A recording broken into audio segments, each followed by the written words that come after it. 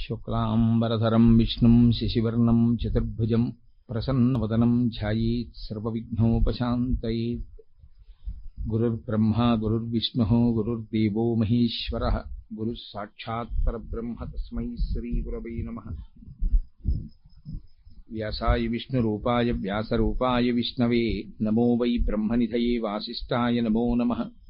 కూజంతం రామ రామేతి మధురం మధురాక్షరం ఆరుహ్య కవితాశాఖాం వందే వాల్మీకికోకిలం. శ్రుతిస్మృతిపురాణానాం ఆలయం కరుణాలయం నమామి భగవత్పాదశంకరం లోకశంకరం. వాగర్ధావివ సంపృక్తౌ వాగర్ధప్రతిపత్తయే జగతః పితరౌ వందే పార్వతీపరమేశ్వరౌ. సూక్తిం సమగ్రయతున స్వయమేవ లక్ష్మీః శ్రీరంగరాజమహిషై మధురైః కటాక్షైః. వైదగ్ధ్యవర్ణగుణగుంభనగౌరవైర్యాం కండూలకర్ణకుహరాः కవయోధయంతి. హైమోర్ధ్వపుండ్రమజహన్మకుటం సునాసం మందస్మితం మకరకుండలచారుగండం బింబాధరం బహుళదీర్ఘకృపాకటాక్షం. శ్రీవేంకటేశముఖమాత్మనిసన్నిధత్తాం. విమలపటీ కమలకుటీ పుస్తకరుద్రాక్షశస్తహస్తపుటీ కామాక్షి పక్ష్మలాక్షి కలితవిపంచీ విభాసి వైరించి. మనోజవం మరుతతుల్యవేగం జితేంద్రియం బుద్ధిమతాం వరిష్టం వాతాత్మజం వనరయూధముఖ్యం శ్రీరామదూతం శిరసా నమామి. ఆపదామపహర్తారం దాతారం సర్వసంపదాం లోకాభిరామం శ్రీరామం భూయో భూయో నమామ్యహం. హరి ఓం. పరమేశ్వర స్వరూపైన సభకి నమస్కారం.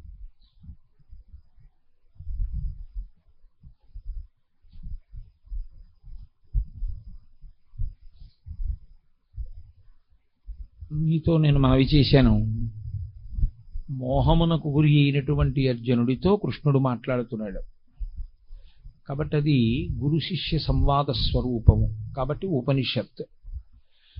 గురువు శిష్యుడు మాట్లాడుకున్నదంతా ఉపనిషత్తు అవుతుందా అంటే, ధర్మం విషయంలో అర్జునుడు పొందినటువంటి వైక్లభ్యాన్ని దిద్దడానికి గురుస్థానంలో కూర్చున్నటువంటి కృష్ణ భగవానుడు మాట్లాడుతున్న మాటలు కనుక అది ఉపనిషత్ స్వరూపాన్ని పొందింది.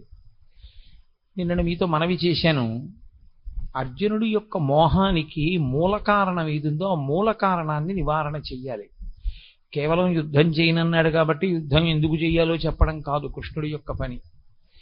యుద్ధం చెయ్యను అనడానికి కారణం, ఎదురుగుండా ఉన్న వాళ్ళు నా వాళ్ళు చచ్చిపోతే ఏదో ఇబ్బంది వచ్చేస్తుంది. ఇప్పుడు నావారు అన్న మాటలో నావారు కానివారున్నారు అన్నది కూడా అంతర్భాగమే. ఇది నాకిష్టము అని నేను ఎప్పుడైతే అన్నానో, ఇది నాకిష్టము కాదు అన్నది కూడా ఉందని గుర్తు లోకంలో.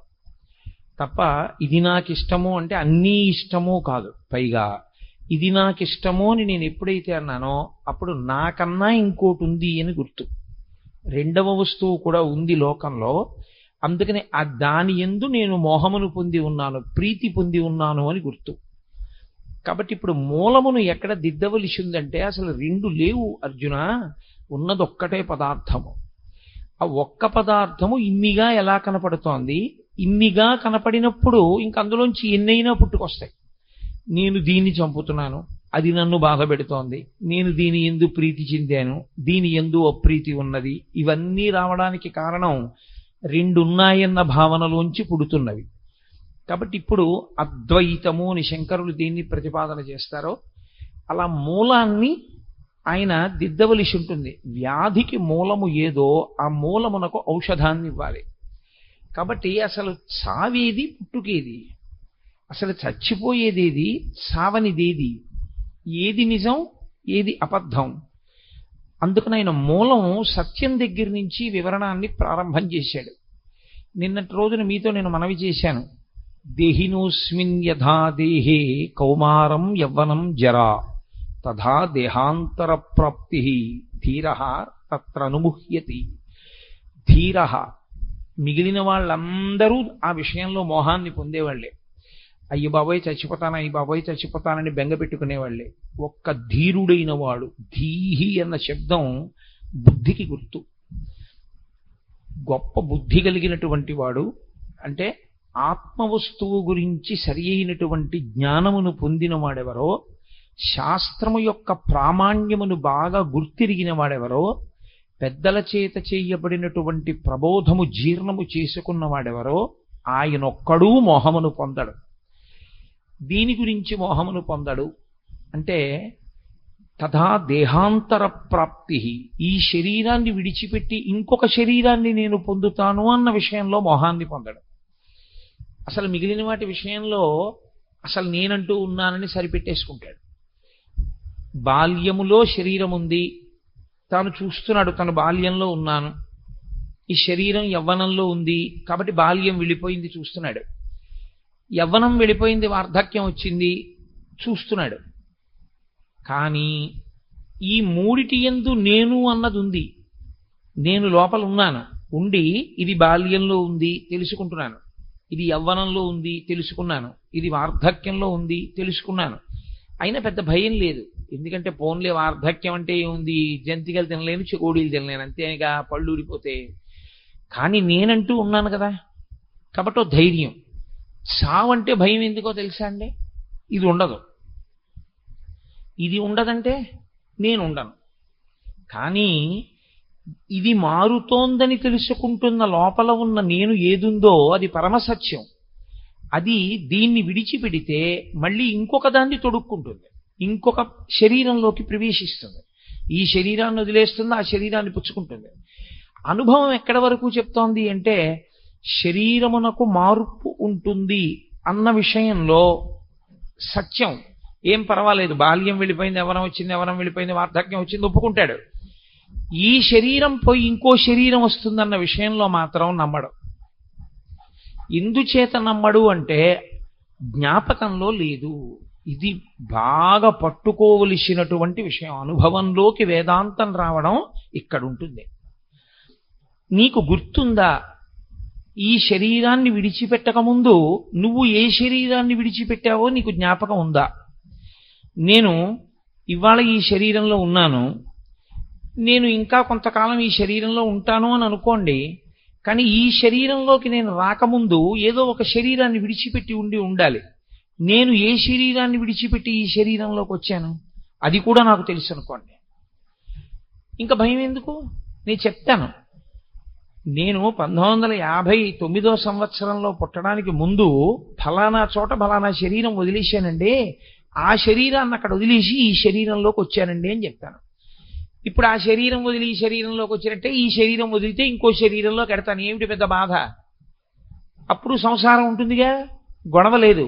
కానీ వచ్చిన పెద్ద చిక్కు ఎక్కడ వస్తుందంటే ధీరుడు ధైర్యంగా ఉంటాడు, మిగిలిన వాడికి భయం ఎందుకు వస్తుందంటే చచ్చిపోవడం అన్న మాట యందు తాను ఇంతకు ముందు శరీరాన్ని ఒక దాన్ని విడిచిపెట్టి ఈ శరీరంలోకి వచ్చానన్నది జ్ఞాపకం లేదు, అది అనుభవంలో లేదు.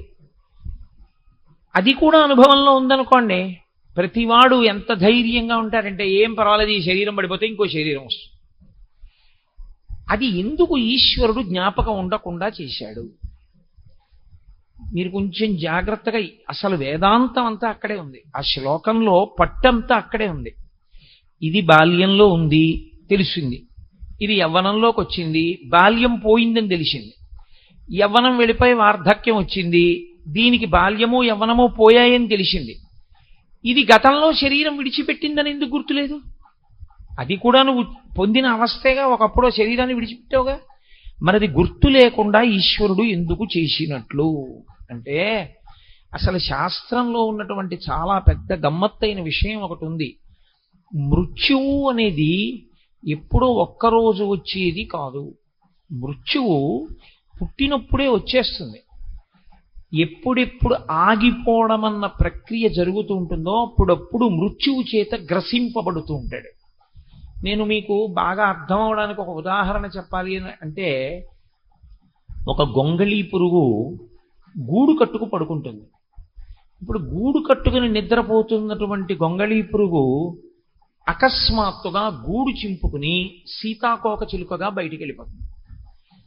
గొంగళి పురుగు సీతాకోక చిలుకగా ఎప్పుడు మారిపోయింది, ఈ శరీరాన్ని ఎప్పుడు వదిలిపెట్టింది, ఆ శరీరాన్ని ఎప్పుడు పొందింది అని మీరు నన్ను అడిగారు అనుకోండి, హఠాత్తుగా ఏదో ఒక్క క్షణంలో అలా మారలేదు. ప్రతి క్షణం అది పడుకున్న దగ్గర నుంచి సీతాకోక చిలుక అయిపోయే లోపల ప్రతి క్షణంలోనూ మారిపోతూనే ఉంది. ఒక పువ్వు పిందె ఎప్పుడైంది అని అడిగారు అనుకోండి, పువ్వు పిందె హఠాత్తుగా అవ్వలేదు. పువ్వు క్రమంగా పిందెగా మారిపోయి పిందెగా మారిపోయిన తర్వాత ఇంకా పువ్వుగా లేదు. పిందె కాయగా మారిపోయిన తర్వాత పిందెగా లేదు. కాయ పండుగా మారిపోయిన తర్వాత కాయగా లేదు. పండు నేల మీద పడిపోయి భూమిలో కలిసిపోయిన తర్వాత ఇక పండుగా లేదు. అలాగే ఈ శరీరం ఎప్పుడు పుట్టిందో అప్పుడే దీనికి మృత్యువు కూడా ప్రారంభం అయిపోయింది. ఎలా ప్రారంభం అయిపోయిందో తెలుసా అండి? మార్పు రూపంలో ప్రారంభం అయిపోయింది ఈ శరీరానికి మృత్యువు. ఎప్పుడో వచ్చేది కాదు, ప్రతి క్షణము మృత్యువు చేత కబళింపబడుతూ ఉంటుంది.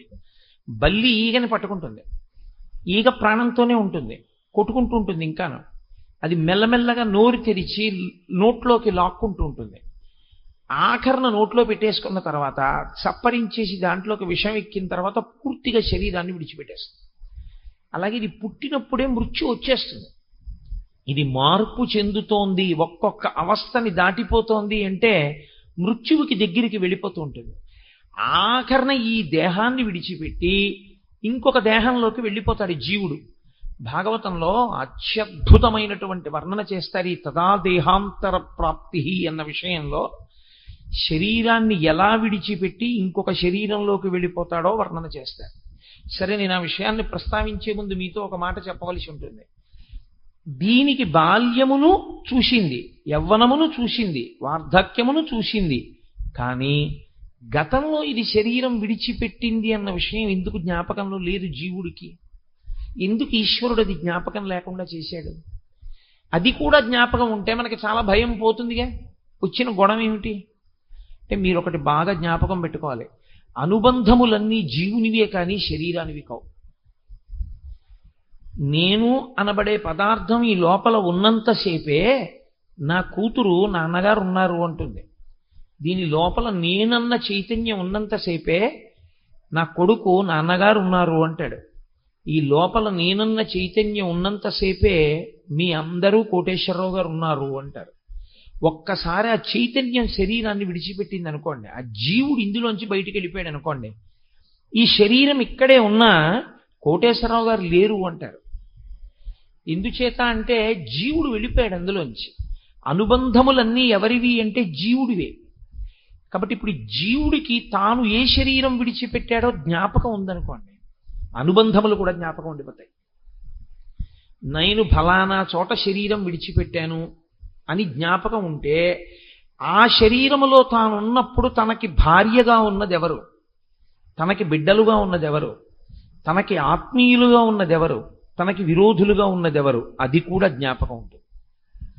ఇప్పుడు అది కూడా జ్ఞాపకం ఉంటే మీరు ఈ జన్మలో అసలు ఉద్ధరణ వైపుకి ఏం అడిగేస్తారు? ఇంకా రాగద్వేషములు ఎక్కువయ్యాయి. అది అసలు ఈ జన్మలో మీరు కొత్తగా పెంచుకుంటున్న రాగద్వేషములే మీ అభివృద్ధికి, మీ పురోగతికి, మీరు ఈశ్వరుణ్ణి చేరుకోవడానికి ప్రతిబంధకాలు. అందుకేగా మీతో మనవి చేశా, నువ్వు నేను అన్న రెండు మాటలు ఎప్పుడొచ్చాయో అప్పుడు రెండు వచ్చాయి. రెండు ఎప్పుడు వచ్చాయో అప్పుడు అజ్ఞానం వచ్చింది, అవిద్య వచ్చింది. ఇప్పుడు కొత్తగా రెండిటి మధ్యలో ఇంత చేరిపోయింది అనుకోండి. గజేంద్రమోక్షంలో దశలక్ష కోటి కరణీనాథుండనయ్యుండి మద్దానంభ పరిపుష్ట చందనల తంతఛాయలందుండలేక అంటాడు. పోతన గారంతా గజేంద్రమోక్షం అంతా చేసిందంతా వేదాంతమే. 10 లక్షల కోట్ల మంది భార్యలు ఉన్నారు నాకన్నాడు. అంటే నిజంగా 10 లక్షల కోట్ల మంది భార్యలు ఉన్నారంటే వచ్చిన అభ్యంతరం ఏం లేదు. అసలు యథార్థం ఏమిటంటే, ఈ లోపలి జీవుడు ఎన్నో శరీరాల్లో ఉన్నాడు ఇత పూర్వం. అన్ని శరీరాల్లో ఉన్నప్పుడు దానికి అంతమంది భార్యలు ఉన్నారు. ఎంతమంది భార్యలు ఉన్నారో అంతమంది భార్యలతో అంతమంది బిడ్డల్ని కన్నాడు. ఈశ్వరుడు చేసిన మహోపకారం ఏమిటంటే, గత జన్మకి సంబంధించినటువంటి జ్ఞాపకాల్ని అమ్మ కడుపులోంచి బయటికి వచ్చేటప్పుడు జ్ఞాపకం లేకుండా తీసేస్తాడు. శఠము అన్న వాయువు పట్టుకుంటుంది. భాగవతంలో చెప్తారు దాని గురించి. ఆ శఠమన్న వాయువు పట్టుకోగానే అన్నీ మర్చిపోతాడు. అప్పటి వరకు జ్ఞాపకం ఉంటాయి. అప్పుడు వరకు ప్రార్థన చేస్తాడు ఈశ్వరుణ్ణి బయటికి తోసేయమన్నది.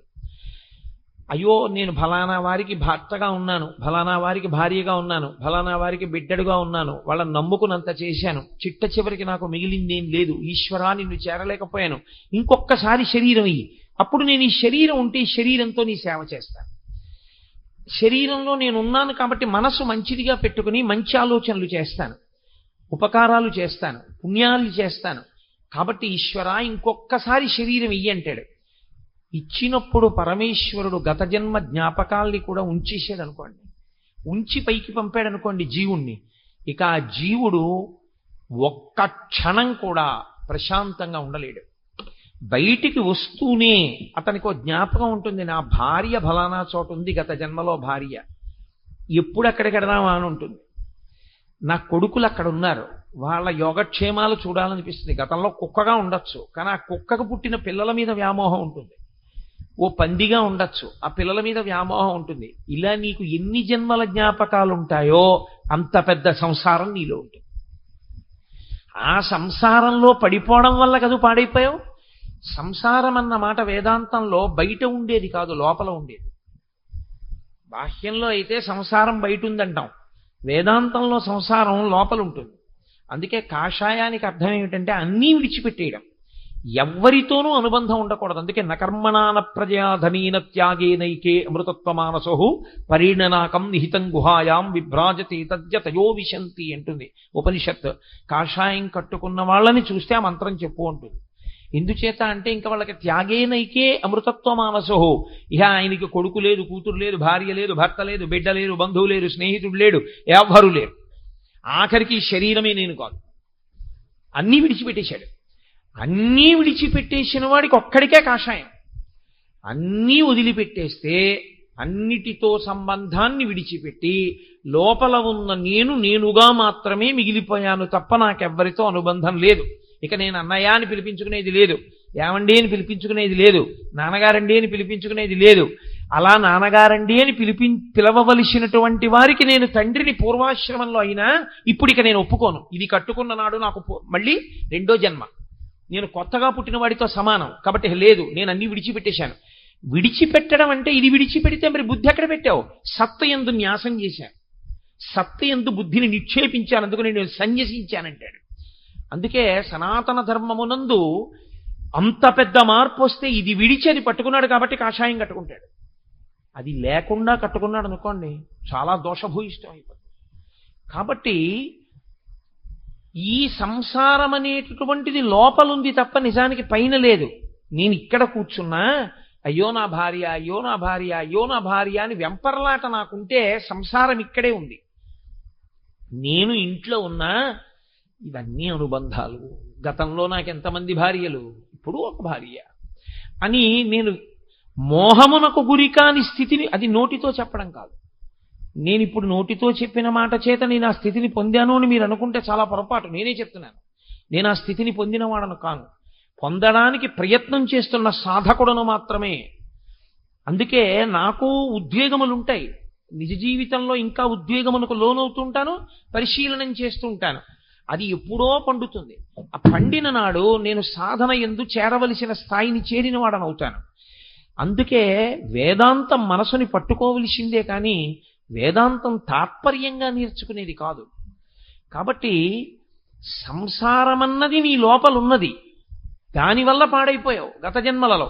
ఇప్పుడు మళ్ళీ నీకు సంసారం పెట్టడం అంటే గతంలో ఉన్న జ్ఞాపకాలన్నీ పెట్టడమే. ఏ శరీరం వదిలిపెట్టావో నీకు ఈశ్వరుడు జ్ఞాపకం ఉంచేశాడనుకో, ఉత్తర క్షణం ఈశ్వరుడు నిన్ను పుట్టిస్తూనే మళ్ళీ సంసారమన్న రొంపిలో ముంచి పుట్టించాడు. ఇక నువ్వేం ఉద్ధరణ పొందుతావు? నువ్వు కొత్తగా కల్పించుకుంటున్న అనుబంధముల నుండే వినిర్ముక్తం కాలేకపోతున్నావు. గత జన్మలలో ఉన్న అనుబంధాలు కూడా నీకు జ్ఞాపకం ఉండిపోతే జీవుడిగా ఇక నువ్వు పైకొస్తావా? ఈ జన్మలో నువ్వు కోటీశ్వరుడవైనా, నీకు ఒక్కతే కూతురైనా, గత జన్మలలో నీకున్న 16 మంది ఆడపిల్లల్లో 80 ఇంకా పెళ్ళవకుండా నువ్వు వెళ్ళిపోయి ఉండుంటే ఇప్పుడు ఇక్కడ పుట్టిన పిల్ల కన్నా అక్కడ ఉండిపోయిన 80 పిల్లల పెళ్ళిళ్ళ గురించి ఆలోచిస్తావు.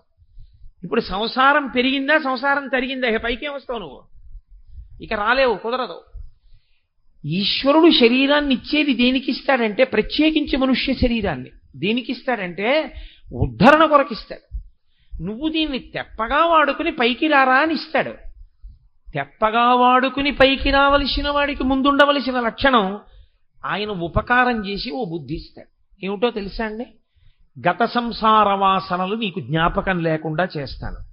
కాబట్టి ఇప్పుడు జీవుడు ఏ శరీరం వదిలిపెట్టాడో జ్ఞాపకం ఉండకూడదు.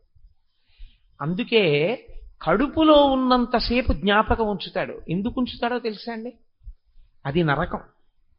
ఆ నరకాన్ని అనుభవిస్తున్నప్పుడు బాధపడతాడు. ఇందువల్ల కదా మళ్ళీ పుడుతున్నాను. ఏ ప్రాణిగానైనా కానివ్వండి, గర్భస్థము నరకము. ఆ కటిక చీకటి కన్ను పొడుచుకుంటే కనపడదు. అందుకే 2 రంధ్రములు అంటారు. 11 రంధ్రములు శరీరం మనకు ఉంటాయి. ఒక రంధ్రం తెరుచుకుంటే వెనక్కి రాడు, ఒక రంధ్రం మూసుకుంటే మళ్ళీ లోకంలోకి వస్తాడు. నాభీరంధ్రం తెరుచుకుని ఉన్నంతసేపు అమ్మ కడుపులో అమ్మ తిన్నది తన శరీరంలోకి ఎడుతూ ఉంటుంది. బయటికి వచ్చేసిన తర్వాత నాభి కోసేస్తే నాభీరంధ్రం మూత పడిపోతుంది. ఇంకా నాభిలోంచి ఏది శరీరంలోకి వెళ్ళదు. నాభి మూత పడిపోయి ఉండిపోతే బొడ్డు ఊడిపోయిందంటారు. మూత పడిపోయింది అనుకోండి నాభీరంధ్రం, ఇక అందులోంచి వెళ్ళేది లేదు. అంటే శరీరాన్ని పొందడం పూర్తయిపోయిందని గుర్తు. మళ్ళీ బయటికి వెళ్ళిపోయేటప్పుడు ఈ శరీరంలోంచి గొప్ప సాధన చేసినవాడు ఇక రాడని గుర్తు ఏమిటంటే ఆఖరి సమయంలో, ప్రాణోత్క్రమణం అయ్యే సమయంలో నిర్భయంగా ఇన్నిసార్లు శరీరాలు విడిచిపెట్టి శరీరాలు పొందాను, ఇక నేను శరీరాన్ని పొందను, నాకొద్దు అని పరమేశ్వరుణ్ణి ధ్యానం చేస్తూ మనసు ఈశ్వరుని యందు నిలబెడతాడు. ఆ నిలబెట్టిన కారణం చేత ఈ శరీరము పడిపోతున్నా తాను సాక్షిగా నిలబడతాడు. అలా సాక్షిగా నిలబడిన వాడెవరో వాడు మాత్రమే వెళ్ళే ద్వారం ఒకటి ఉంటుంది. అలా యోగమునందు వెళ్ళిపోయాడని గుర్తేమిటంటే ఊర్ధ్వముఖ చలనము చేసి బ్రహ్మరంధ్రమును భేదించుకుని పైకెడతాడు. ఇక్కడ చిట్లుతుంది.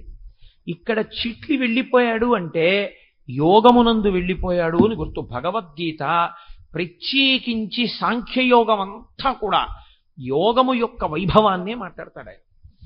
యోగము ధర్మముతో కలుస్తుంది. సరే, నేను అది ఎక్కడ అవసరమో అక్కడ దాని గురించి నేను మనవి చేసే ప్రయత్నం చేస్తాను. అసలు ధర్మాన్ని విడిచిపెడితే యోగం కాదు, ధర్మమునందు అనురక్తియే యోగము యథార్థమనకు. అందుకే యోగ కర్మసు కౌశలం అంటాడు ఆయన. కాబట్టి ఇప్పుడు గత జన్మ వాసన కానీ గత జన్మకి సంబంధించిన జ్ఞాపకం ఉండిపోతే ఇక ఆ జీవుడు ఉద్ధరణ పొందడు. ఈ జన్మలో ఏర్పడినటువంటి అనుబంధాలని తెంచుకోవడం కుదరట్లేదు. అందుకు కదా ధూర్జటి గుండెలు బాదుకున్నాడు. ఆలంసున్ మెడకట్టి దానికి అపత్యశ్రేణి కల్పించి తద్బాలవ్రాతము నిచ్చిపుచ్చుకొను సంబంధంబు కావించి. అమ్మ బాబోయ్, ఎంత వేదాంతం చెప్పాడో మహానుభావుడు. ఆలంసున్ మెడకట్టి అన్నాడు.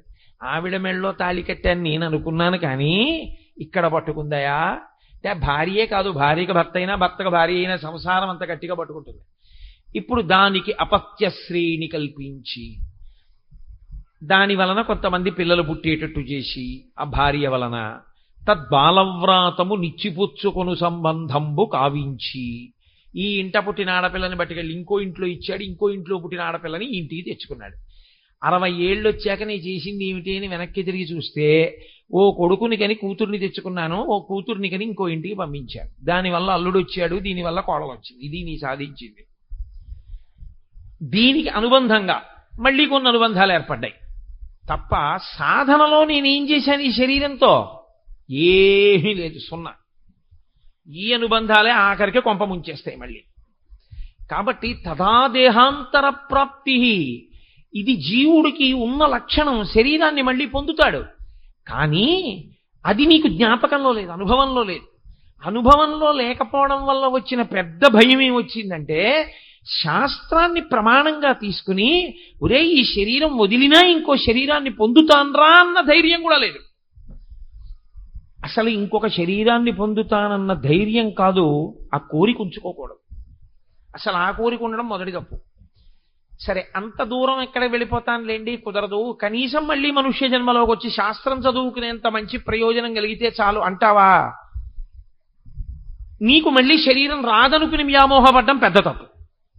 తథా దేహాంతర ప్రాప్తి ధీర తత్రనుముహ్యతి. ధీరులైన వారు దాని గురించి మోహాన్ని పొందరు అర్జున. నువ్వేమిటి ఇప్పుడు వాళ్ళందరూ చచ్చిపోతారు గుండెలు బాధేసుకుంటున్నాయేంటి?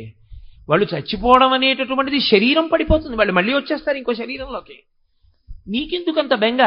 నువ్వు పడగొట్టకపోతే పడదనుకుంటున్నావా? పడిపోతుంది. పడిపోయింది రాదనుకుంటున్నావా? వస్తుంది. చిత్రం ఏమిటో తెలుసా? ఇక్కడ ఒక ప్రశ్న వస్తుంది వేదాంతంలో. మరి ఎందుకండి అసలు ఈశ్వరుడు ఈ శరీరాలు ఇస్తుండడం? ఏదో ఒక గొడవ తేల్చేస్తే అయిపోతుంది కదా. మళ్ళీ శరీరం ఇవ్వకుండా, ఏమయ్యా నీకోసారి శరీరం ఇచ్చాను నువ్వు సరిగ్గా ఉపయోగించలేదు, గుణపాల మీద ఎక్కించేస్తాడో గొడ్డలతో కొట్టేస్తాడో ఏదో చేసేనివ్వండి, అయిపోయింది. అక్కడతో దరిద్రం వదిలిపోయింది. లేదా తనలో కలిపేసుకున్నాడా? కలిపేసుకోమనండి. రెండే. మళ్ళీ శరీరం ఇస్తూ ఉండడం, మళ్ళీ చెయ్యి అంటూ ఉండడం, మళ్ళీ మనం కింద పడుతుండా మీద పడుతుండా, మళ్ళీ కింద పడ్డావు మీద పడ్డామని మళ్ళీ తీసుకొచ్చి మళ్ళీ శరీరం ఇస్తుండా. ఏమిటండి అల్లరంతా? ఎందుకు ఈశ్వరుడు ఈ శరీరం ఇవ్వడం అంటే మీరు ఒక్క విషయం జ్ఞాపకం పెట్టుకోవాలి. మనం శాస్త్రమును ప్రమాణంగా తీసుకుని మాట్లాడకపోతే, శాస్త్రమునందు సరి అయినటువంటి నిష్ట లేకపోతే, సరి అయినటువంటి సమర్థత కలిగిన గురువు దగ్గర శాస్త్రాధ్యయనం చేయకపోతే, బురదపాము లాంటి గురువు గారి నోట్లో పడ్డ పెద్ద కప్పలా పడిపోయి ఉండిపోతే వచ్చే పెద్ద ఇబ్బంది ఏమిటొస్తుందో తెలుసా అండి? శాస్త్ర పరిజ్ఞానమునందు పరిపక్వత ఏర్పడదు. ఏర్పడకపోతే సంధి ప్రలాపం అంటారు.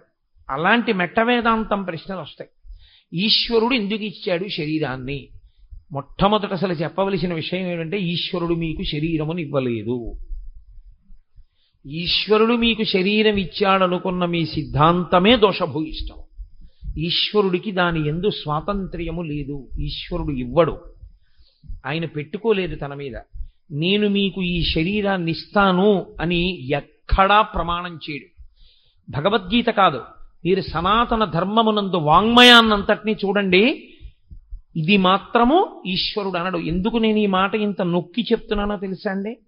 ఒక్క సనాతన ధర్మమునందు మాత్రమే పునర్జన్మ సిద్ధాంతం ఉంది. మిగిలిన ఏ విశ్వాసమో పునర్జన్మ సిద్ధాంతమును అన్ని అంగీకరించవు. ఎవరు పునర్జన్మ సిద్ధాంతాన్ని అంగీకరిస్తారో వారొక్కరే బొట్టు పెట్టుకుంటారు. బొట్టు పెట్టుకోరు అంటే మనం గుండెలు బాధేసుకోక్కర్లేదు. బొట్టు పెట్టుకోరు అంటే దానికి గుర్తు ఏమిటంటే వారు పునర్జన్మ సిద్ధాంతమును అంగీకరించరు. పునర్జన్మ సిద్ధాంతమును అంగీకరించడం సనాతన ధర్మంలో అత్యంత ప్రధానమైన విషయం. నేను మళ్ళీ వస్తాను, ఎలా వస్తాను? ఈశ్వరుడు ఏది ఇస్తే అది ఇస్తాను. తప్పు. ఈశ్వరుడు ఇవ్వడు. మరి దేనివల్ల వస్తాను? నేను ఏం చేస్తానో దానివల్లే నేను వస్తాను.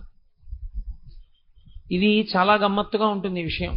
ఎందుకో తెలుసా అండి? ఈశ్వరుడు ఏం చేస్తాడంటే మనుష్య ప్రాణి విషయంలో బుద్ధి అన్నదాన్ని ఇచ్చి విడిచిపెడతాడు.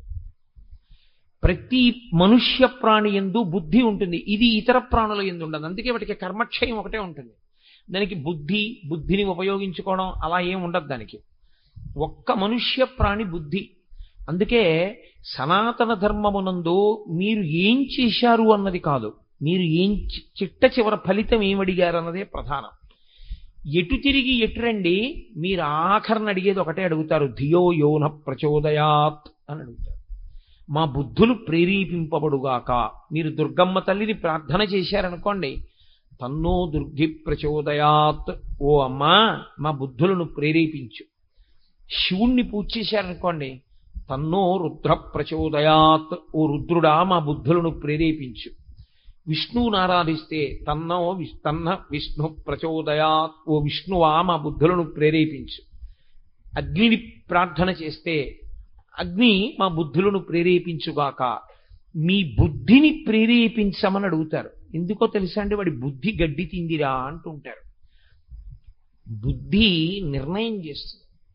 మనసు సంకల్ప వికల్ప సంఘాతమై ఉంటుంది. నేను మీతో నిన్న మనవి చేశా, స్థూల శరీరము బలమా సూక్ష్మ శరీరము బలమా అంటే, సూక్ష్మ శరీరము యొక్క బలం ముందు స్థూల శరీరము యొక్క బలము వెంట్రుకపాటి కూడా చాలదు. అది అంత బలవత్తరము సూక్ష్మ శరీరం. అందుకే మహానుభావులు చంద్రశేఖరేంద్ర సరస్వతీ స్వామి వారు నడిచే దేవుడిని పేరు. ఆయన ఒక మాట అంటూ ఉండేవారు, గాలిని పట్టుకుంటానండం ఎంత సాహసమో మనసుని పట్టుకుంటానండం అంత సాహసం. ఆ సాహసం చెయ్యడమే అభ్యాసం అన్న మాటలోకి వచ్చింది. గాలిని పట్టగలవా, మనసుని పట్టగలవా? మనసుని పట్టగలను దేని వలన? కేవలము అభ్యాసము వలన. అందుకే భక్తి యోగంలో వాడతాడు ఆ మాట ఆయన. నేను మయ్యేవ మన ఆధత్స్వామ ఈ బుద్ధిం నివేశయ అంటాడు. నా యందు పెట్టు నీ మనసు, నా యందు పెట్టు నీ బుద్ధి. అలా కుదరలేదనుకో, అభ్యాసయోగేన కౌంతేయ, అభ్యాసం చెయ్యి అంటాడు. అభ్యాసము శరీరముతో ప్రారంభం. సరే, అది భక్తి యోగంలో విషయాన్ని ఇప్పుడు నేను దాన్ని సమన్వయం చెయ్యను. మనం ఏం చేస్తామంటే, ఈశ్వరుడు బుద్ధినిచ్చి మనని పంపిస్తే ఈ బుద్ధితో ఈశ్వరుడు ఏం చెప్తాడంటే, నువ్వు నిర్ణయం చేసుకో. ఇప్పుడు ఈ నిర్ణయం చేసుకోగలిగినటువంటి బుద్ధి పదును బాగా ఎక్కడెక్కుతుందో తెలుసా అండి? శాస్త్రమును అధ్యయనము చేయడం వల్ల, గురువు గారి దగ్గర కూర్చుని శాస్త్రాన్ని బాగా వినడం వల్ల. ఏతత్ శాస్త్రం ప్రమాణంతే, ఎవరేం చెప్పారన్నది ప్రమాణం కాదు. లోకంలో ఎవరు ఏం చెప్పినా ప్రమాణం కాదు. శాస్త్రమును వాళ్ళు మాట్లాడితే ప్రమాణం. పరమాచార్య స్వామి చెప్పినటువంటి మాటలన్నీ ప్రమాణవాక్కులే. దేని వలన? ఆయన ఎప్పుడు మాట్లాడినా వేదమే మాట్లాడారంతే, ఆయన శాస్త్రమే మాట్లాడారంతే. శాస్త్రము కానిది ఆయన మాట్లాడలేదు. ఎంత ధైర్యంగా మాట్లాడారో, ఎంత సాహసంగా మాట్లాడారో పరమాచార్య మాట్లాడిన మాటలు మీరు చదివితే మీకు అర్థం అవుతుంది. ఓ, ఇందుకు ఈయన నడిచే దేవుడయ్యాడనిపిస్తుంది. అదిగో ఆ ధైర్యం ఉండి మాట్లాడిన గురువు ఉంటాడే, శాస్త్రమునందు నమ్మకం ఉన్నవాడు, ఆ గురువు మాట్లాడుతున్నప్పుడు ఆ మాటల చేత పదునెక్కుతుంది. పదునెక్కడం అన్న మాటలో ఉన్నటువంటి లక్షణం ఏమిటో తెలుసా అండి? మళ్ళీ అదో చిత్రం. గురువుగారి మాటలు కూడా చింతపండు లాంటివి. మన మనసు కిలిమిక్కినటువంటి పాత్ర లాంటివి. చింతపండు పెట్టి మీరు కిలిమిక్కిన పాత్రని తోముదాం అనుకున్నారనుకోండి, ధగధగా మెరవాలి. ఇప్పుడు చింతపండు తీసుకొచ్చారు. ఏమంటే చింతపండు బాగుందా? బాగుంది. కిలిమిక్కిన పాత్రకి కిలి ఉందా? ఉంది. ఇప్పుడు దీనికి ఉన్నటువంటి ఆ గబ్బు పోవాలి. ఈ చింతపండుతో ఈ పాత్రని తోమచ్చు, పులుసులోనూ వేసుకోవచ్చు. ఏమైనా అభ్యంతరమా మీకు? పాత్రను తోమకుండా పులుసులో వేసేశాను, అభ్యంతరమా? అభ్యంతరం కాదు. పాత్రకి కిలి ఉంది. ఇప్పుడు నేను ఈ చింతపండు పట్టుకొచ్చి తోమిన తర్వాత పాత్ర మెరుస్తోంది. ఇప్పుడు నేను తోమడానికి ఉపయోగించినవి ఏమున్నాయో దాన్ని పులుసులో వేసుకోవచ్చా? కుదరదు. అలాగే గురువుగారి మాటలు వినడం వల్ల మీరు చిత్తశుద్ధికి చేసేటటువంటి కర్మలు ఏ ఉన్నాయో ఆ కర్మలను కూడా జ్ఞానోపలబ్ధి కొరకు ఒక స్థాయిలో విడిచిపెట్టి నించవలసి ఉంటుంది. అక్కడ వస్తుంది కర్మపరిత్యాగం. అప్పటి వరకు అసలు రానే రాదు, అది తెలియదు. ఆ జ్ఞానం అంకురించే వరకు ఎందుకు కర్మఫల పరిత్యాగం చేసి తాను సాక్షిగా నిలబడిపోగలిగిన స్థితికి వెళ్ళిపోతాడో అర్థం కాదు. అదంత అసలు చెప్పడం కూడా అంత తేలిక కాదు. చాలా కష్టం ఆ స్థాయి గురించి మాట్లాడడం. అందుకే ఈశ్వరుడు బుద్ధినిచ్చాడు. ఇది ఎంత పదును పెడితే అంత బాగా కోస్తుంది. ఇప్పుడు ఈ బుద్ధి పదునెక్కడం అన్నది దేని మీద ఉంటుందో తెలుసా అండి? అది క్రమక్రమంగా దానికి తగలకూడనివి తగలడం వల్ల అది తుప్పడుతుంది. ఏవి తగులుతుంటాయి బుద్ధి మీద అంటే, మనసు యొక్క ప్రకోపం బాగా తగులుతుంది. ఈ మనసుకున్న లక్షణం ఏమిటో తెలుసా అండి? దీనికి ఎప్పుడు రుచి కావాలి. వేదాంతం అలాగే ఉంటుంది. మరి నేను భాగవతం చెప్పినట్టో రామాయణం చెప్పినట్టో ఉండదు. వేదాంతం అలాగే ఉంటుంది. భగవద్గీత అంటే రుచి ఎప్పుడు అడిగేది ఎవరు అంటే మనస్సు ఒక్కటే, బుద్ధి కాదు. మీరు బాగా జ్ఞాపకం పెట్టుకోవాల్సి ఉంటుంది ఆ విషయాన్ని. అందుకే అది సంకల్ప వికల్ప సంఘాతము. ఈ సీసా ఇక్కడ పెట్టారనుకోండి, ఇవి ఎలా ఉంటాయో కాసి నోట్లో పోసుకుంటే ఎలా ఉంటుందంటావు అంటుంది. ఎందుకనంటే అది సంకల్ప వికల్ప సంఘాతం. అది ఎప్పుడు ఏదో ఆలోచిస్తుంది. అందుకే అది ఉన్నంతసేపు దుఃఖమే. అది ఉందంటే దుఃఖం. ఎందుకో తెలుసా అండి? సంకల్పం అన్నా చేస్తుంది, వికల్పం అన్నా చేస్తుంది. రెండిటి యందు దుఃఖం ఉంటుంది. సుఖరూపం ఉంటుంది కదండి అని మీరు నన్ను అనొచ్చు. సుఖము దుఃఖము యొక్క భాష. అది వెంటనే దుఃఖాన్ని తీసుకొచ్చేస్తుంది. ఎందుకో తెలుసా అండి? నేను చాలా ప్రీతి చెందేటటువంటి వస్తువు నా దగ్గర ఉంటే నాకు సుఖం అండి. ఇప్పుడు అదేదో తిరుగుతోంది, నాకు చాలా సుఖంగా ఉంది. ఇది తిరుగుతోంది, నాకు చాలా సుఖంగా ఉంది. అది ఆగిపోయింది, ఏమవుతుంది? దుఃఖం వచ్చేసింది అంతే. సుఖమునందు దుఃఖము ఇమిడి ఉంటుంది, దుఃఖమునందు సుఖము ఇమిడి ఉంటుంది. ఆ తర్వాత మళ్ళీ తిరిగింది అనుకోండి, నిర్వాణాయ తరుచ్ఛాయ తప్తస్య విశేషత అని సంస్కృతంలో సూక్తి. ఎండలోంచి వచ్చి చెట్టు కిందకి వెళ్ళాడు అనుకోండి, అబ్బా ఎంత హాయిగా ఉందండి అంటే. ఆకలేసిన తర్వాత అన్నం తిన్నాడు అనుకోండి, అబ్బా ఎంత హాయిగా ఉందండి అంటే. నా ఉపన్యాసం అయిపోయిన తర్వాత మీరు అమ్మాయి ఎంత హాయిగా ఉందండి అంటారు కదా. కాబట్టి దుఃఖము తర్వాత సుఖం ఉంటుంది, సుఖం తర్వాత దుఃఖం ఉంటుంది. ఇవి రెండూ మనసు యొక్క లక్షణాలే. ఇది సంకల్ప వికల్ప సంఘాతము. దీని అసాధ్యం, దీని శక్తి అంతా ఎక్కడదో తెలుసా అండి? అది ఊపిరి మీద ఆధారపడిపోతుంది. దాని శక్తి అంతా ఊపిరే. చిత్రం ఏమిటంటే, ఏమండి నా రెటీనా చూపించండి అని మీరు అడిగారు అనుకోండి, కంటి లోపల ఎక్కడో వెనకాతల ఉన్న రెటీనాని నేను ఒక యంత్రం ముందు కూర్చుంటే డాక్టర్ చూపించచ్చు స్క్రీన్ మీద, ఇదిగో మీ రెటీనా అని చూపిస్తాడు. నా గుండె చూపించండి అని అడిగాను అనుకోండి, నేను ఒక ప్రత్యేకమైన స్కానర్ దగ్గర కూర్చుంటే ఇదిగో మీ గుండె కోటేశ్వరారని చూపిస్తాడు. నాకు ఒకప్పుడు కంఠం పాడైంది. అంటే కంఠం పాడడం అంటే ఎక్కడికో వెళ్ళి తినకూడని పదార్థం తినేశాను. నాకేం తెలుసు వాళ్ళు అటువంటి నూనెతో పెడతారు అన్నం అని. వాళ్ళు పెట్టకూడని నూనెతో నాకు అన్నం పెట్టారు వంట చేసి పెడితే నా కంఠం పోయింది. నా కంఠం పోతే నేను డాక్టర్ గారి దగ్గరికి వెళ్ళాను. వెడితే ఆయన నన్ను ఒక యంత్రం ముందు కూర్చోబెట్టి ఒకసారి మీ కంఠం చూసుకోండి అన్నారు. ఎదురుగుండా నా కంఠం కనబడింది. ఎర్రటి మాంసపు ముద్ద మీద పూర్తిగా తొరకలు, పెరుగు మీద పాల మీద తొరకలు పడితే ఎలా ఉంటాయో అలా పట్టేసింది తొరకలాగా. ఇది మీకు కనపడుతున్నది. ఈ తొరక ఎక్కడి వరకు పట్టిందో తెలుసా? ఇక్కడి నుంచి ఇక్కడి వరకు తొరక కట్టింది. ఈ తొరకంతా ఏమిటో తెలుసా? మీరు తినకూడనటువంటి నూనెతో, అత్యంత చవకబారు నూనెతో మీకు అన్నం పెట్టారు వారం రోజులు మీరు ఉపన్యాసాలకు వెళ్ళినప్పుడు.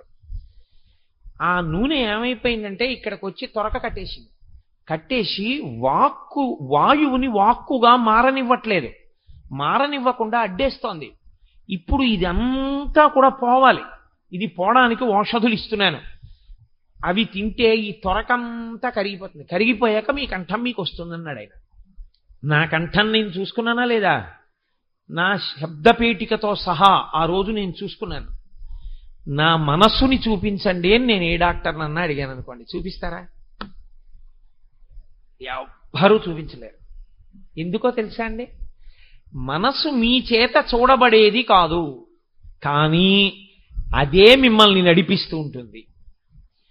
దానికి వచ్చిన లక్షణం ఏమిటంటే అది సంకల్ప వికల్ప సంఘాతం.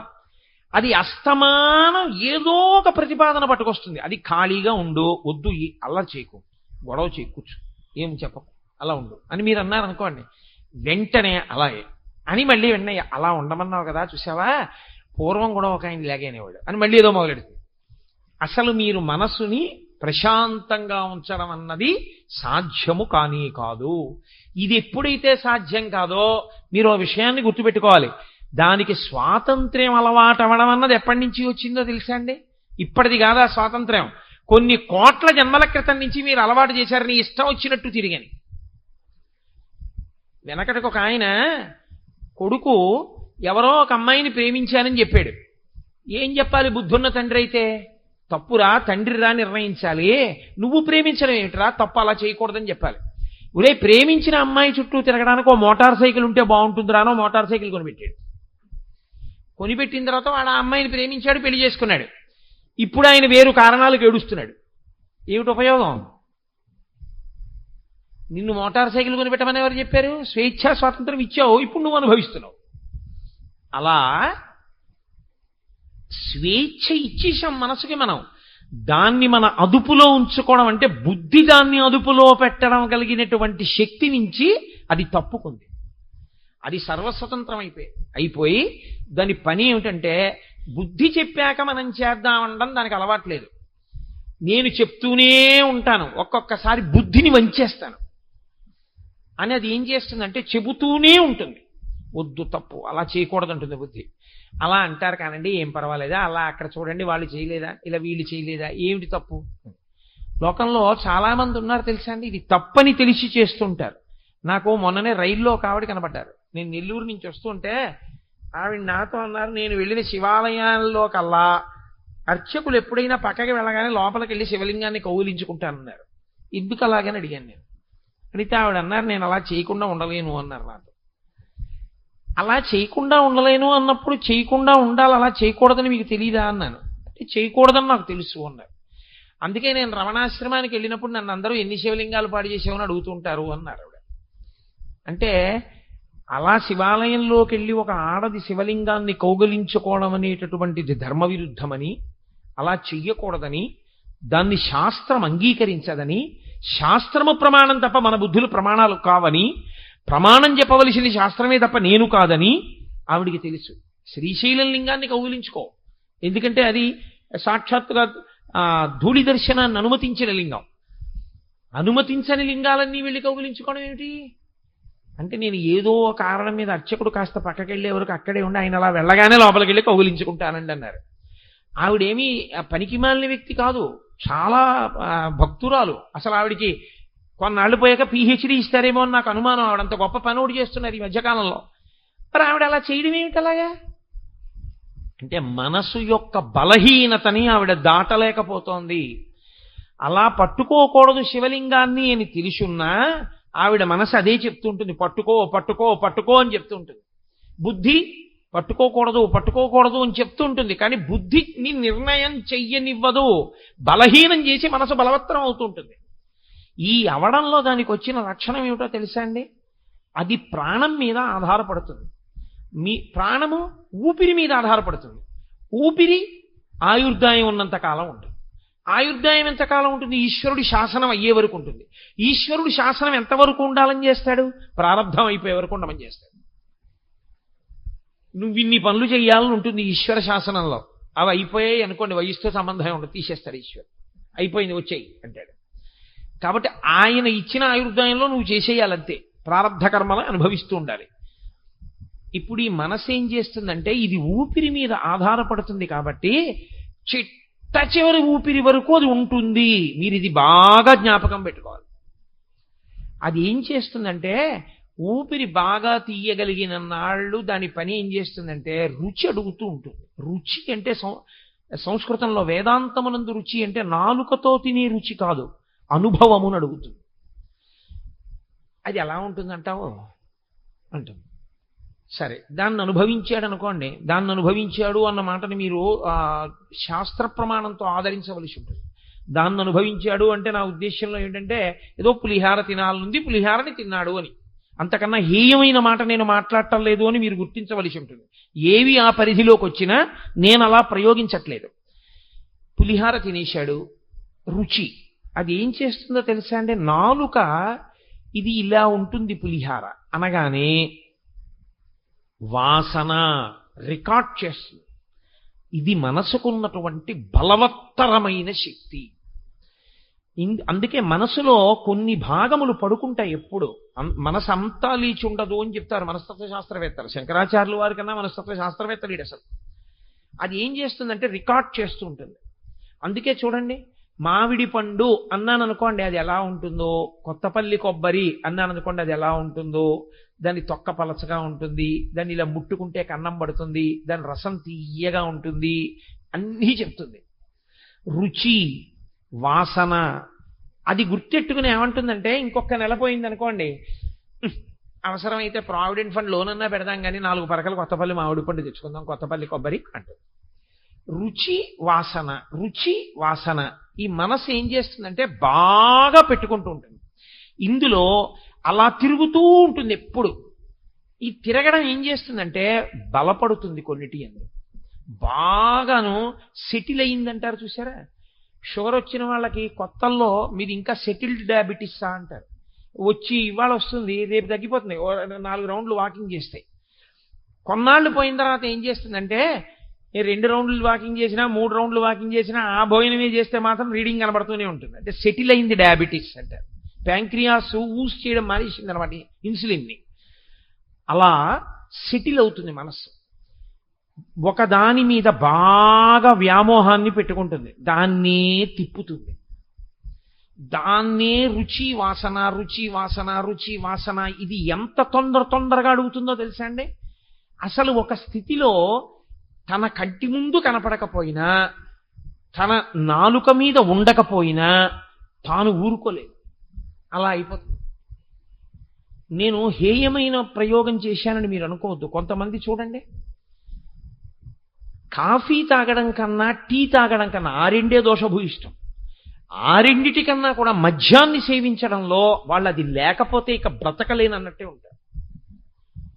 ఇది అది రుచి ఎందు బాగా నిలబడిపోయి నువ్వు ఇది తాగితే చచ్చిపోతావురా అని డాక్టర్ గారు చెప్పినా సరే చచ్చిపోయినా పర్వాలేదు కొంచెం తాగుతానంట. అంటే అంత వాసనాబలం కింద పట్టుకుంటుంది. ఇప్పుడు దీన్ని వ్యామోహం కింద మారుస్తుంది. మార్చి దానికి ఉన్న తమాషా ఏమిటంటే, అది ఆఖరి ఊపిరి ఉన్నంతసేపు ఉంటుంది కదండి. ఆఖరి ఊపిరి ఆగిపోతోంది దానికి తెలుస్తుంది.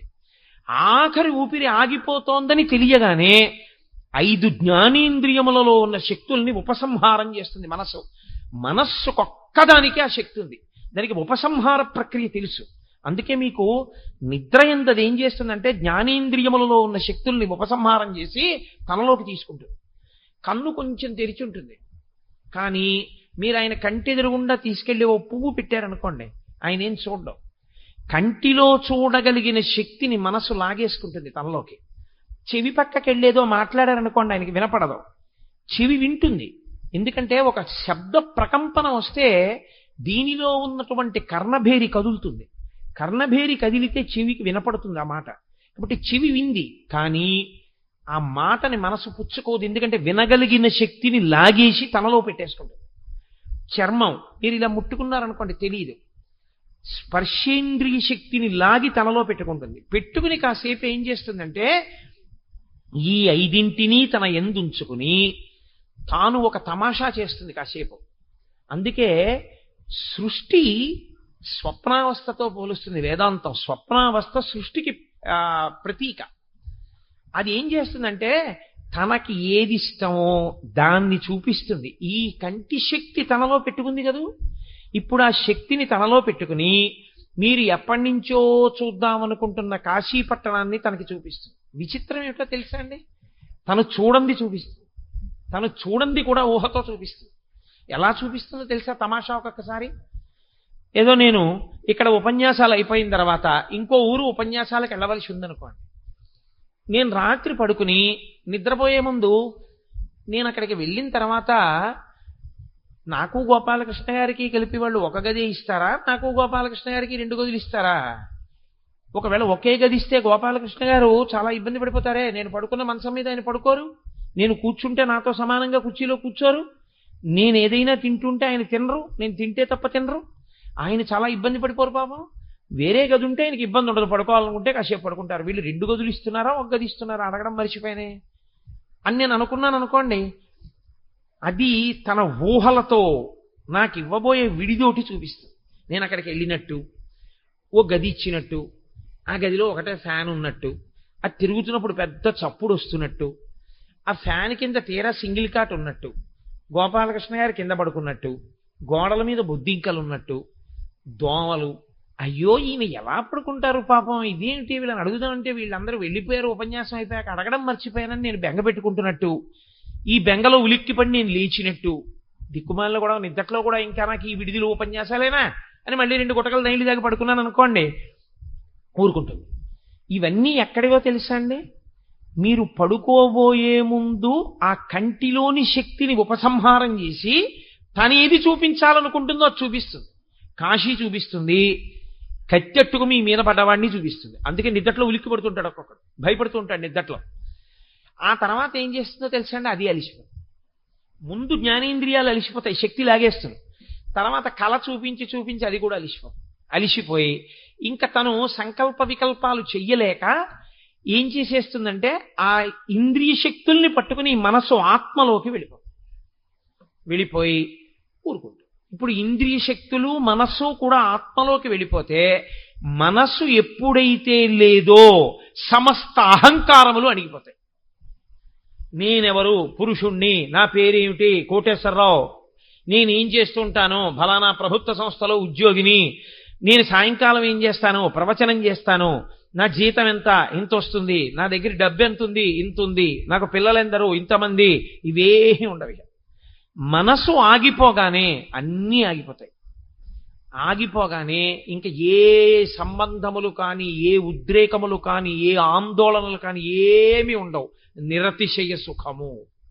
కానీ అది అనుభవానికి తెలియదు. ఇంకా సుషుప్తి యందు ఆత్మ ఒక్కటే ఉంటుంది. అందుకే గాఢ నిద్ర పట్టినవాడు అబ్బా నిద్ర పట్టింది ఎంత బాధ కలిగిందో అనండి అండవు. గాఢ నిద్ర పట్టింది ఎంత హాయిగా ఉందండి. దోమలే కుట్టాయో, బుద్ధింకలే పాకాయో ఏమీ తెలియదు. తాను ఆత్మగా సాధన చేత నిలబడినా అంతే పరిస్థితి. అక్కడికి వెళ్ళడమే చాలా కష్టం, ఆ సమాధికి వెళ్ళడమే చాలా కష్టం. కాబట్టి ఇప్పుడు మనసుకున్న లక్షణం ఏమిటంటే రుచి వాసన, రుచి వాసన, రుచి వాసన, రుచి వాసన, ఇవే పట్టుకుంటుంది. ఈ పట్టుకోవడంలో ఇది చేసే తమాషా ఏమిటో తెలుసా అండి? కొన్నిటి యందు బాగా నిలబడిపోతుంది. ఇందులో ప్రధానంగా దేని యందు నిలబడుతుందంటే, ఒకటి భార్య యందు నిలబడుతుంది. అయ్యో ఈ పిచ్చిది ఏమైపోతుందో, నేను వెళ్ళిపోతున్నాను, ఇది ఏమైపోతుందో, ఇది ఏమైపోతుందో, ఇది ఏమైపోతుందో అని దాని బలహీనతలు జ్ఞాపకానికి వచ్చి ఇది ఉన్నది ఉన్నట్లు మాట్లాడేస్తుంది, కోపం వస్తే దాచుకోలేదు, రేపు పొద్దున్న గబుక్కుని 10 మందిలో ఏమైపోతుందో, ఇది పిల్లల దగ్గర గబుక్కుని సరి అయినటువంటి ఆదరణ తెచ్చుకోలేకపోతే దీని జీవితం ఎలా ఉంటుందో అని బెంగెట్టుకుంటాడు. బెంగెట్టుకుని వెళ్ళిపోతే అదే ఆలోచిస్తూ ఉండగా ప్రాణోత్క్రమణమునందు కూడా నిద్రయందు ఏ ప్రక్రియో అదే ప్రక్రియ పట్టుకుంటుంది మనసు. అది ఉపసంహారం చేస్తుంది. కంటిలోని శక్తిని లాగేస్తుంది, చెవిలో శక్తి లాగేస్తుంది, నోట్లో రుచి శక్తిని లాగేస్తుంది. అన్నీ లాగేసి బయటికి వెళ్ళిపోవడానికి మార్గాన్ని వెతుక్కుంటుంది. ఇంకా ఊపిరి ఆగిపోతుంటే ఎట్నుంచి వెళ్ళిపోను అని. అప్పుడు ఈశ్వరుడు నిర్ణయం చేస్తాడు. ఏ ఆలోచనతో వెడుతోంది, ఏ వాసనతో వెడుతోంది, ఆ వాసన ఈశ్వరుడి గురించి అయితే ఒకలా వెడుతుంది, ఆ వాసన లౌకికమైన వాటి గురించి అయితే ఒకలా వెడుతుంది. ఆ వెళ్ళేటప్పుడు 9 రంధ్రములలోంచి వెళ్ళాలని లేదు. రోమకూపములుంటాయి, అందులోంచి నెత్తురు పైకి రాదు, ఒక్క చెమట పైకి వస్తుంది.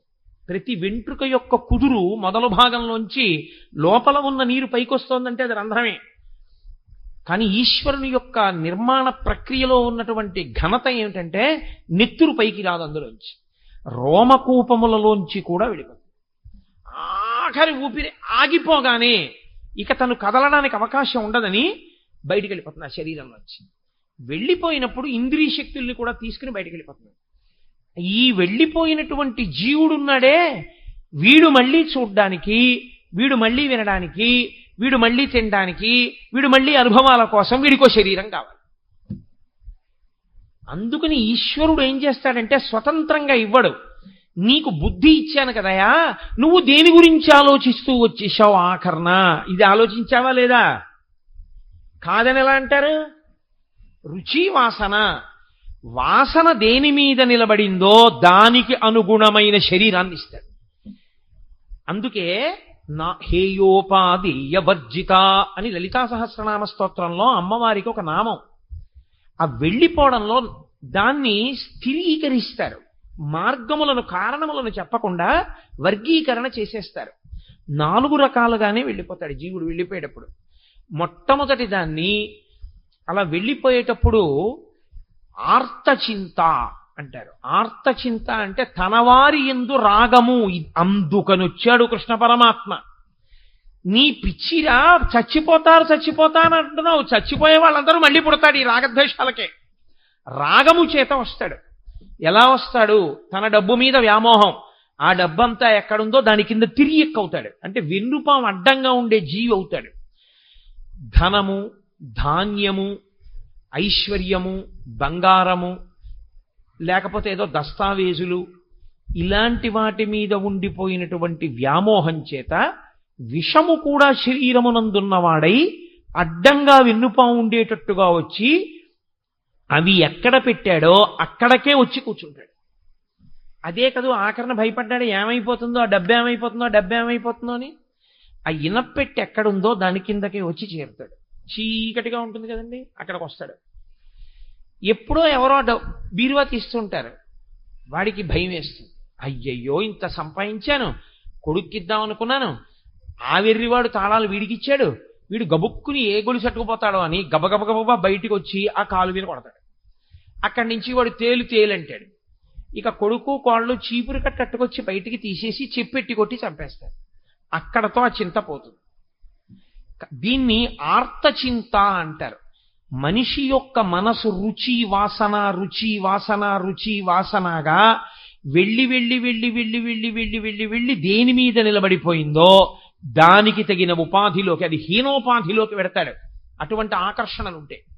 రెండవది రౌద్రచింత, దీనికి పూర్తి వ్యతిరేకం. నాకు రావలసిన డబ్బు వాడి వల్లే పోయింది, నా ఐశ్వర్యం వాడి వల్ల భ్రంశమైంది, నా సుఖ సంతోషాల్ని వాడు తీసేశాడు.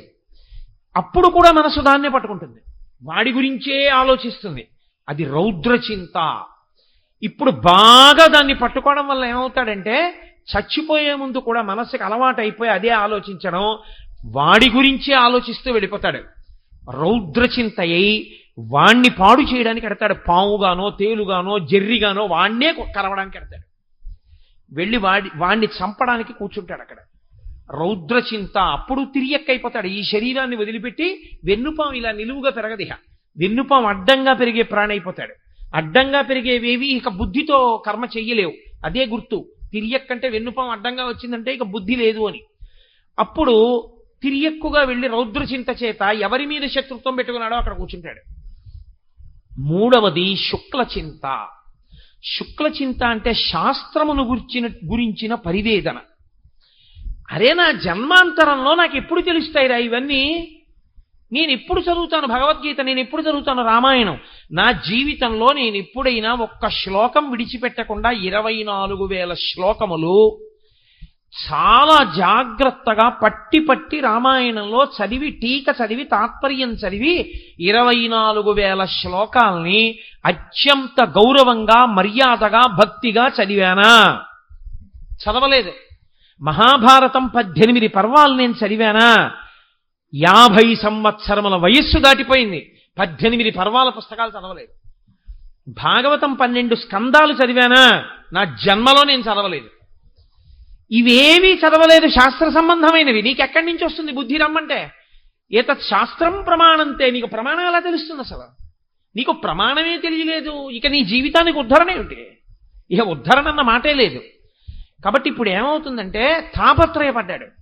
అరే, నేను ఇవేవి విచారణ చేయలేదు, నేను తెలుసుకోలేకపోయాను, నాకు ఇవేవి తెలియవు, నేను ఏ గురువు గారి దగ్గర కూర్చోలేదు, నేర్చుకోలేదు, సాధన చేయలేదు, వినలేదు.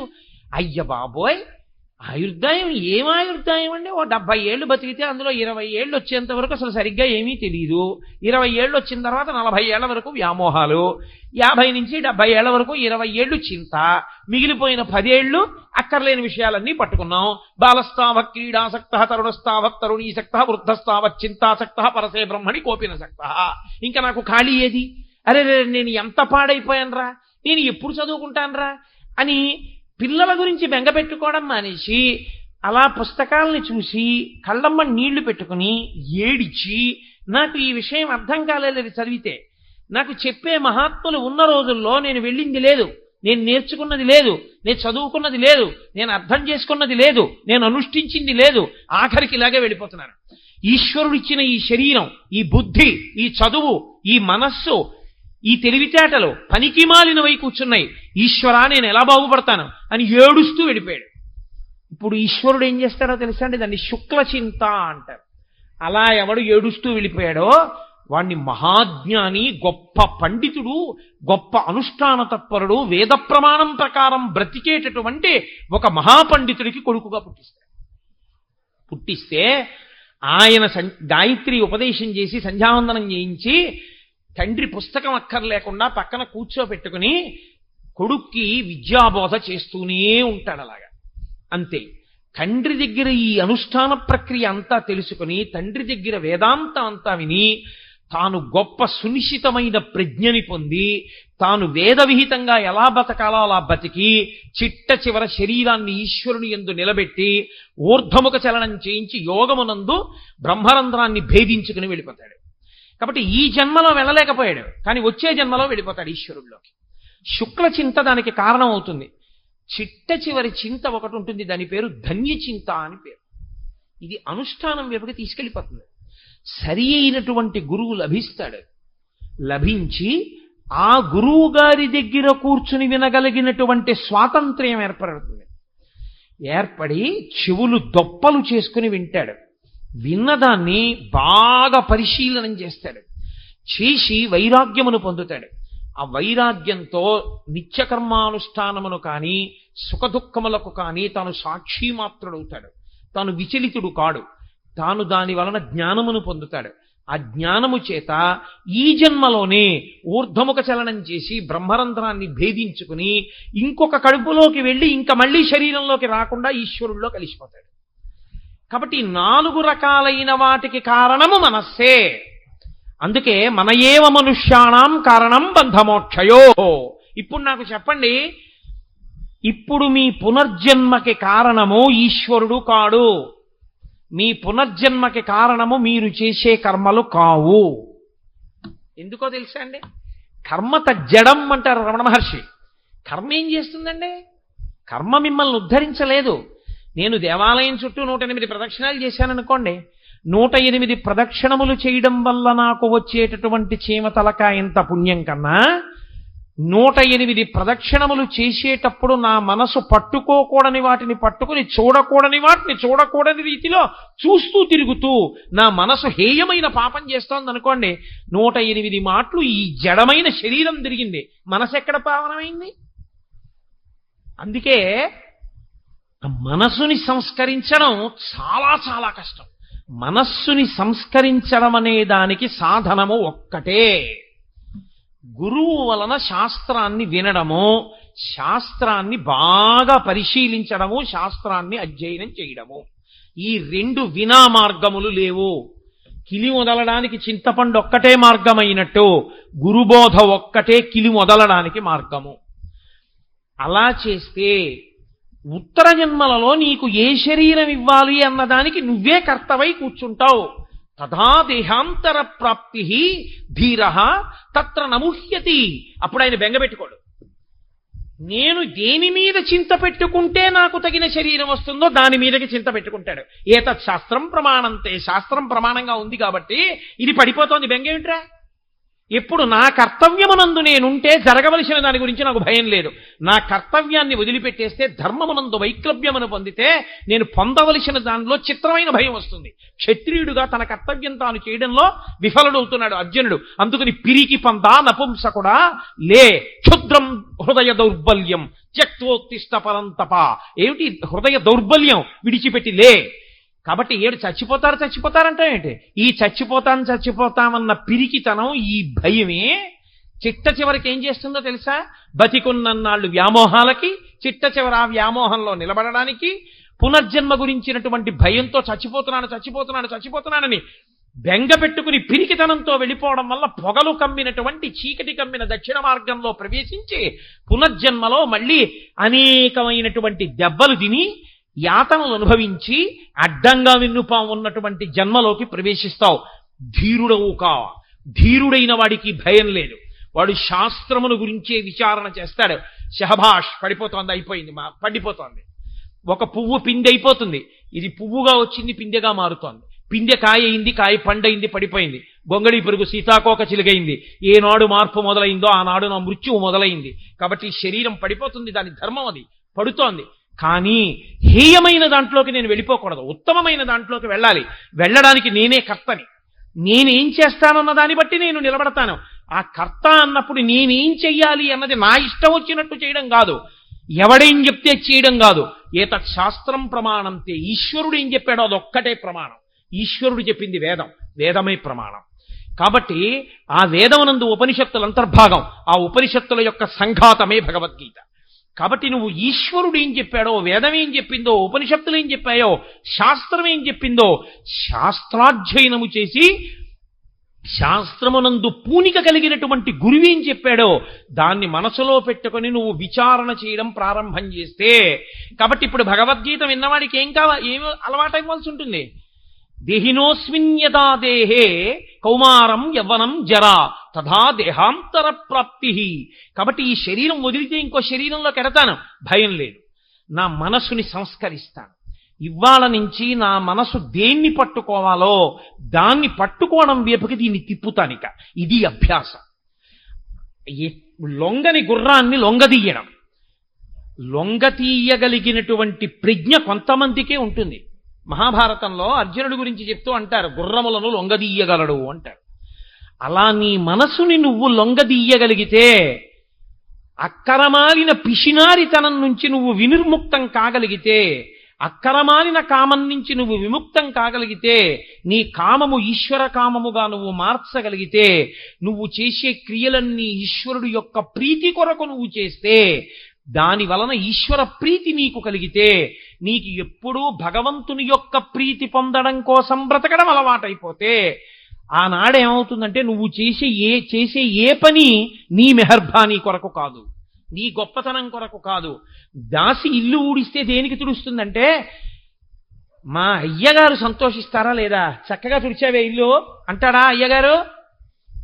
బట్టలు ఉతికింది, ఎంత చక్కగా ఉతికి పెట్టావే పంచ, కూర్చుని పూజ చేశా, పూజ చేయడం వల్ల పంచంతా పసుపు పడింది, ఎంత బాగా ఉతికావు, పసుపు మరక కూడా లేకుండా ఉతికేశావు అని అయ్యగారంటే దానికి సంతోషం. అయ్యగారి ప్రీతి కొరకు అన్ని పనులు చేసిన దాసిలా నువ్వు చేసే పనులు నీ మెహర్బానీ కోసం చేయకూడదు. నువ్వు చేసే ఏ పనైనా ఈశ్వర ప్రీతి కొరకు చేస్తుండాలి. ఈశ్వరుడు ప్రీతి పొందాలి అంటే ధార్మికం ఒక్కటే మార్గం. బట్టి చేసి ఈశ్వరార్పణం చేయాలి. ఈశ్వరా, మీరు మా చేత చేయించారు, ధన్యుణ్ణి చేశారు తండ్రి, ఏతత్ ఫలం సర్వం శ్రీ ఉమామహేశ్వర పరబ్రహ్మార్పణమస్తు.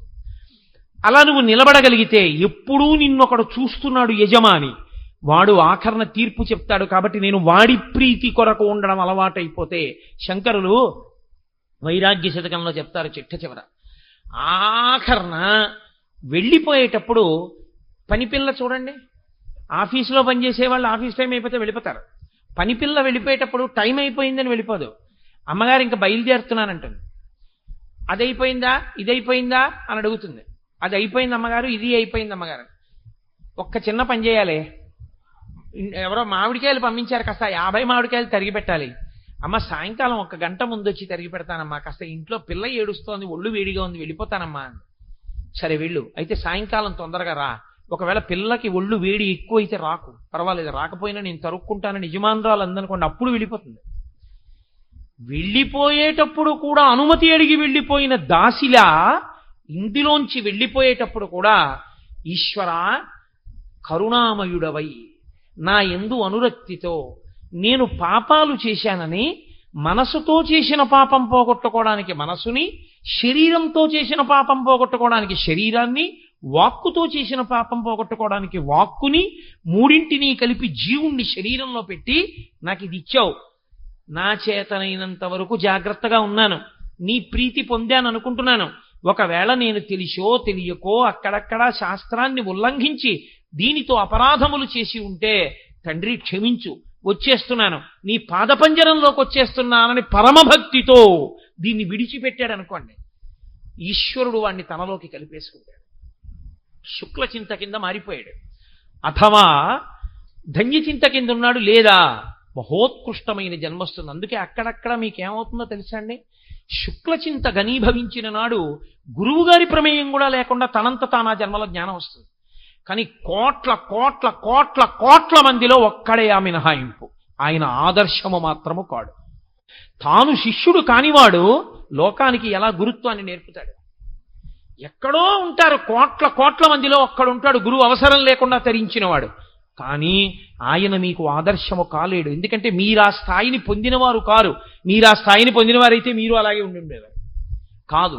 కాబట్టి మీరు గురువుని ఆశ్రయించవలసిందే తప్ప మీరు గురువుని ఆశ్రయించనంటే కుదరదు. గురువుని ఆశ్రయించి, శాస్త్రమును ఆశ్రయించి, మనసుని పరిపుష్టం చేసుకుని, దాని వలన మంచి దేహమును పొంది ఉత్తర జన్మలలో ఆ శరీరంతో జాగ్రత్తగా పాపముల నుండి వినిర్ముక్తుడై మళ్ళీ ఈశ్వరుణ్ణి చేరుకునే ప్రయత్నం చెయ్యాలి. 12 నెలలు చదివాడండి పిల్లాడు. 12 నెలలు కాదు, 24 నెలలు చదివాడు. 24 నెలలు అంటే 36 నెలలు చదివాడు. 10th క్లాస్ దేనికి బాగా చదువుతారు? 10th క్లాస్లో 96% వస్తే ఇంటర్మీడియట్ స్టార్ బ్యాచ్లో వేస్తారని. 10th క్లాస్ అంతా బాగా చదువుకుంటే ఇంటర్మీడియట్ స్టార్ బ్యాచ్లో వేశారు. మంచి పెద్ద పెద్ద లెక్చరర్లు చదివే క్లాసులో కూర్చున్నాడు. 24 నెలల పాటు క్రికెట్ మ్యాచ్ కూడా చూడకుండా అదే పనిగా స్టాప్ వాచ్ పెట్టుకుని 90 నిమిషాల్లో 180 బిట్లు కరెక్ట్గా చేయడం దృష్టి కేంద్రీకరించి చేశాడు. ఇప్పుడు ఎంసెట్ పరీక్షకి వెళ్ళాడు. నువ్వంతకుముందు 36 నెలలు ఎంత సాధన చేశావన్నది ఇప్పుడు నువ్వు ఈ 3 గంటలో 2 గంటలో ప్రభుత్వం అనుమతించిన సమయంలో నీ దృష్టిని ఎంత పెడతావన్న దాని మీదే నీ జీవిత సుఖశాంతులు. ఎంత బాగా చదివినా 2 గంటలు నీకు పక్క నుంచి వస్తున్నటువంటి లౌడ్ స్పీకర్లో పాటల మీద దృష్టి ఉండిపోయింది. క్యాంపస్ సెలక్షన్లో ఉద్యోగం వచ్చేటటువంటి ఇంజనీరింగ్ కాలేజీలో నీకు సీట్ రాదు. నువ్వు ఒక సామాన్యమైన ఇంజనీరింగ్ కాలేజీలో చదువుకుని బయటికి వచ్చి పట్టా చేత్తో పట్టుకుని ప్రతి ఆఫీస్ ముందుకి వెళ్ళి ఉద్యోగం అడిగి చివరికి ఉద్యోగం రాకపోతే జెరాక్స్ సెంటర్లో 1000 రూపాయలకి బీటెక్ పట్టాతో నువ్వు ఉద్యోగం చేయవలసి ఉంటుంది. ఆ 3 గంటలు నువ్వు వినియోగించలేదు. నువ్వు వినియోగించి ఉంటే నువ్వు కూడా 100% క్యాంపస్ సెలక్షన్ ఉన్నటువంటి ఇన్స్టిట్యూట్లో ఇంజనీరింగ్ చదువుకుని ఇలా ఇంజనీరింగ్ కాలేజీలోంచి బయటికి వస్తూనే ప్రముఖమైనటువంటి గొప్ప ఆ సంస్థలో ఇంజనీర్ అయి నీకోసం వెంపర్లాడగలిగినటువంటి స్థితిలో ఒక గొప్ప కుటుంబంలో అందచందాలకి పేర్గాంచినటువంటి పిల్ల నీకు భార్య అయింది. నీకు భార్య అంత అందమైన పిల్ల వచ్చింది కాబట్టి అంత అందమైన పిల్లలు వచ్చారు. అంత గొప్ప మామగారు, అంత గొప్ప తండ్రి గారు, అంత గొప్ప ఐశ్వర్యం ఉంది కాబట్టి నువ్వు జీవితంలో అంత వృద్ధిలోకి వచ్చావు. వీటన్నిటికీ కారణం నువ్వు ఆ 3 గంటలు జాగ్రత్తగా ఒళ్ళు దగ్గర పెట్టుకోవడమే. ఈశ్వరుడు ఇచ్చే మనుష్య జన్మ కూడా ఎంసెట్ కూర్చునే 3 గంటల లాంటిదే. 70 సంవత్సరాల వయస్సు చాలా దీర్ఘాయుర్దాయం అని అనుకోకండి. 70 సంవత్సరాల వయస్సు మీరు కొన్నింటితో పోలిస్తే బహు తక్కువ. శబరిమలై వెళ్ళినప్పుడు చెట్లు కనబడతాయి. 5 నుంచి 6,000 సంవత్సరముల నుంచి ఉన్న చెట్లు. కొన్ని చోట్ల 10,000 సంవత్సరాల నుంచి ఉన్న చెట్లు ఉన్నాయి. కొన్ని చోట్ల ఇంట్లో దాచిపెట్టిన ఇలాంటి తివాచీలు చీమలు కొట్టేయకపోతే అవి 3 తరాలు 4 తరాల తర్వాత కూడా ఉంటాయి. ఒక్కొక్క ఇంట్లో అట్టెపెట్టేటటువంటి మంచినీళ్లు కాచుకునేటటువంటి వేడి నీళ్లు కాచుకునే రాగి బాయిలరు మా ముత్తాత గారి ముందు ఎవరో కొన్నారండి బాయిలర్ అన్నారు. ఆ బాయిలర్కు ఉన్నటువంటి ఆయుర్దాయం నీకు లేదు. నువ్వు చాలా తక్కువ నీ ఆయుర్దాయం. అందులో నీకు శాస్త్రం మీదకి దృష్టి వెళ్ళడానికి కావలసినటువంటి సమయం నిర్హేతుకంగా పోతోంది. చింత పట్టుకునే సమయం పనికి రాకుండా పోతోంది. సాధన చెయ్యగలిగిన సమయం కొద్దిగానే మిగులుతోంది. అక్కడ వైగ్లభ్యాన్ని పొందేశావా తదాదేహాంతర ప్రాప్తి.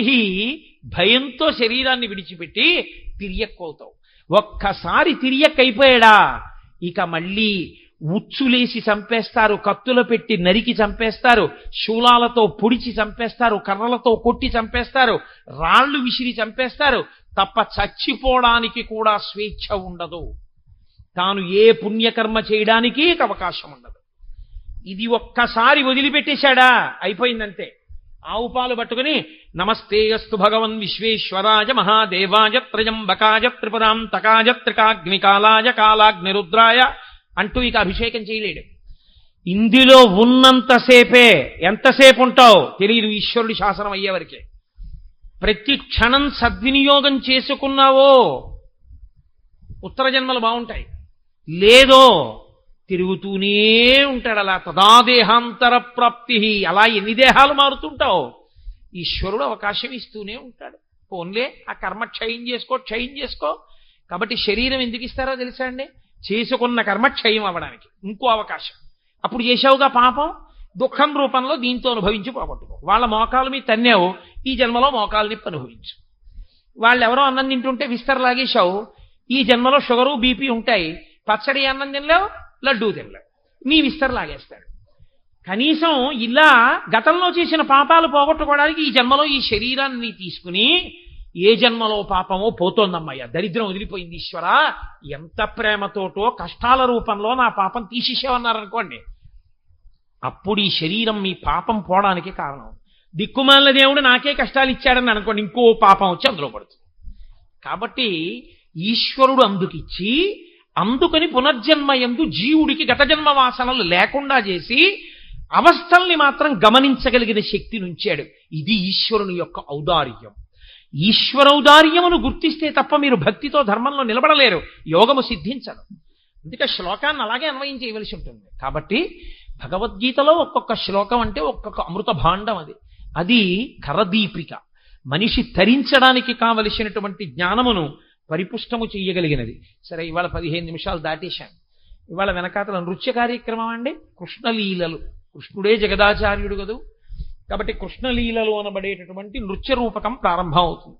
చక్కగా మీ అందరూ కూర్చోండి. నీకేం అలాగే చెప్పి వెళ్ళిపోతున్నావు రోజు అనుకోకండి.